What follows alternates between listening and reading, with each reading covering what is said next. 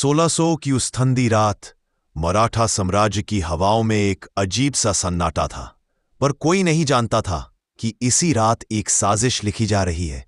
एक ऐसी साजिश जिसे इतिहास शिवाजी के हत्याकांड के नाम से याद करता है।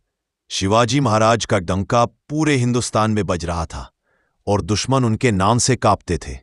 लेकिन किसी को खबर नहीं कि उनके खिलाफ एक खामोश कत्ल की योजना तैयार हो चुकी थी। दिल्ली से डेक्कन तक एक ही बात घूम रही थी, शिवाजी जिंदा रहे। ये बहुतों को मंजूर नहीं। एक शाम जब महाराज एक महंत से मिलने जा रहे थे, अंधेरा उनके चारों तरफ घुलने लगा।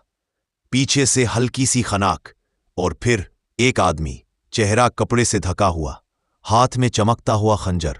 और उस रात शिवाजी के हत्याकांड की असली शुरुआत हो चुकी थी। पर सवाल ये था, ये कत्ल कौन था? किसी दुश्मन का सिपाही या फिर शिवाजी का अपना ही कोई विश्वासघाती? खंजर हवा में उठा, लेकिन उससे तेज थे शिवाजी महाराज। पलटकर उन्होंने उस आदमी की कलाई पकड़ी और एक ही झटके में जमीन पर गिरा दिया। जब उसका चेहरा उठाया गया तो पूरा दरबार सन्ना हो गया। वो उनका दुश्मन नहीं, बल्कि उनका ही एक आदमी था, जिसे कभी महाराज ने अपनी सुरक्षा तक दी थी।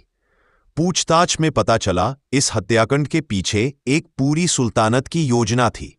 मराठा सेना को तोड़ने का पहला तीर शिवाजी के दिल पर चलाना था। लेकिन वो नहीं जानते थे, शिवाजी महाराज एक व्यक्ति नहीं, एक सोच, एक आस्था, एक जांग का नाम थे। शिवाजी महाराज पर ना जाने कितनी बार हत्याकांड रचे गए, पर हर साजिश उनके साहस के सामने बिखर गई। उनका नाम, उनकी अकत हर वार को रोक देती थी। इसलिए कहते हैं, शिवाजी को रोकना मुश्किल नहीं, नामुमकिन था।